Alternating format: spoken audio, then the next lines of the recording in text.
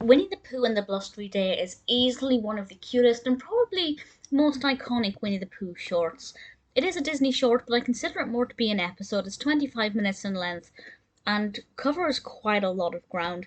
This was released in 1968, and to be honest, it doesn't feel as old as that. To think that that was over 50 years ago is pretty scary. But the animation style is so much sharper than that. The quality of animation is amazing.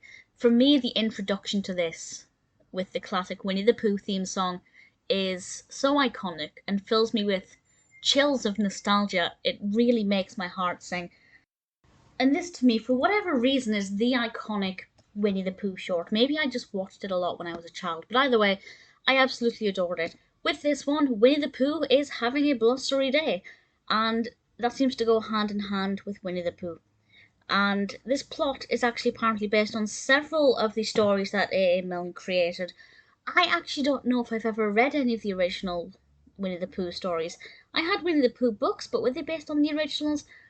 I'm not entirely sure. But with this one, we get Winnie the Pooh facing all kinds of different weather. He is playing Pooh sticks.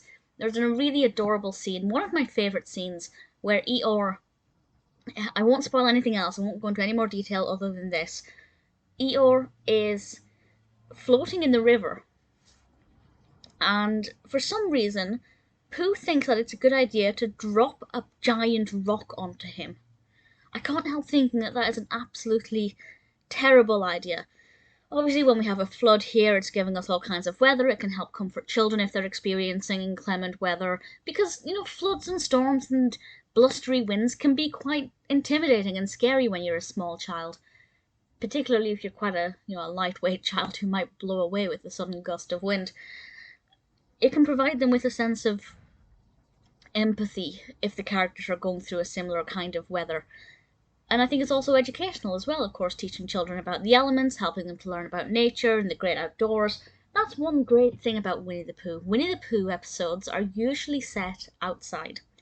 He usually gets exploring and gets muddy and, in the forest, and really gets stuck in there with nature. And that's something that I think children can learn a lot from. And it can, of course, encourage children to go out and play, even if it is a blustery day. Put your hat and your scarf on and off you go.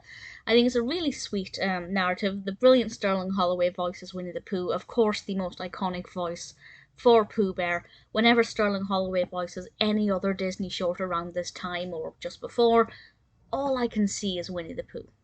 Emblematic of Pooh Bear. Features all of our great favourite characters, Tigger and Piglet, Kangaroo, Eeyore, Owl, Rabbit, Christopher Robin, of course, and Gopher. Gopher pops up from time to time, but I never consider Gopher to be a main Winnie the Pooh character. I suppose he is, but I don't necessarily think of him. Let me know if you think of Gopher as being a main character. I don't.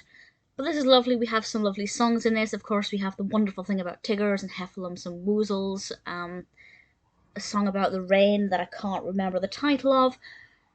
But it's absolutely adorable. The animation style is so beautiful. I can't fault it. To me, it's a symbol of my childhood. I hope it's something that today's younger generations are watching as well. I know Winnie the Pooh is a lot more CGI now. He has quite a different style to him.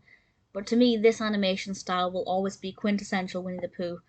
And Winnie the Pooh and the Blustery Day will always be one of the most beautiful Winnie the Pooh shorts there is.